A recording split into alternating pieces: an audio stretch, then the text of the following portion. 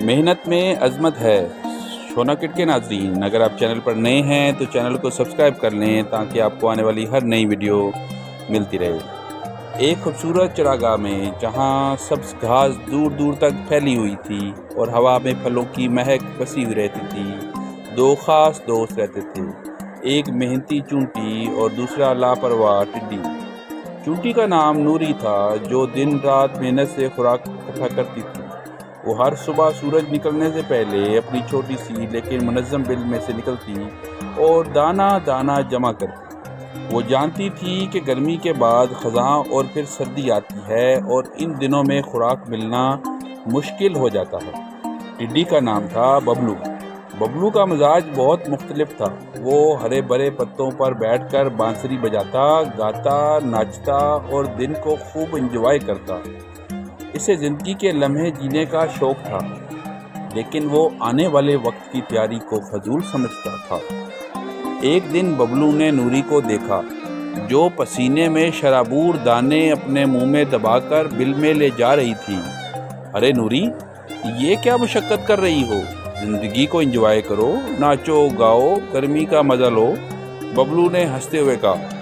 نوری نے مسکرا کر جواب دیا، گرمی ہمیشہ نہیں رہتی ببلو، جلد ہی خزاں آئے گی، پھر سردی، تب خوراک ڈھونڈنا مشکل ہوگا۔ ببلو نے کہکا لگایا، اتنا وقت باقی ہے، ابھی سے کیوں فکر کرتی ہو؟ جب سردی آئے گی تب دیکھا جائے گا۔ نوری نے کچھ نہ کہا اور خاموشی سے اپنا کام جاری رکھا۔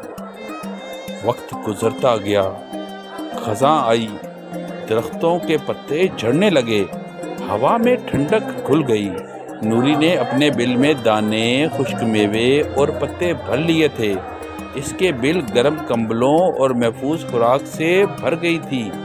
ادھر ببلو اب بھی مستی میں مگن تھا، بانسری بجاتا، درختوں پر ناچتا اور خوش گپیاں کرتا۔ اور پھر سردی آ گئی، سورج نے چمکنا چھوڑ دیا، زمین برف سے ڈھک گئی، درخت ننگے ہو گئے، ہوائیں تیز اور سرد چلنے لگیں۔ ببلو اب کانپنے لگا۔ اس کے پاس نہ خوراک تھی نہ پناہ۔ وہ جنگل میں ادھر ادھر پھرتا، کبھی درخت کے نیچے چھپنے کی کوشش کرتا، کبھی جھاڑیوں کے پیچھے، لیکن سردی کے وار سخت تھے۔ پیاس اور بھوک نے اس کی بانسری چھین لی، اس کی آواز میں لرزش آ گئی۔ ایک دن وہ بہت ہی کمزور ہو چکا تھا۔ وہ بھوک سے نڈھال نوری کے بل کے سامنے پہنچا۔ ہچکچاتے ہوئے اس نے بل کے باہر آواز لگائی، نوری، کیا تم تھوڑا سا کھانا دے سکتی ہو؟ میں نے غلطی کی، مجھے معاف کر دو۔ نوری نے بل سے جھانکا۔ ببلو کی حالت دیکھ کر اس کا دل بھر آیا۔ وہ جانتی تھی کہ ببلو نے ہمیشہ مذاق اڑایا ہے، لیکن وہ بے حس نہ تھی۔ اس نے دروازہ کھولا اور ببلو کو اندر بلا لیا۔ نرم قالین، گرم کمبل اور خوشبودار میٹھے دانے۔ ببلو نے شاید کبھی اتنا سکون محسوس نہ کیا ہو۔ میں تمہارا شکریہ ادا کرتا ہوں نوری، میں نے تمہیں سمجھنے میں بہت دیر کی، ببلو نے ندامت سے کہا۔ نوری نے مسکرا کر جواب دیا، ببلو، سبق سیکھ لینا ہی کافی ہے۔ انسان یا ٹڈی ہر ایک غلطی کرتا ہے، لیکن جو اس سے سیکھتا ہے وہ سمجھدار کہلاتا ہے۔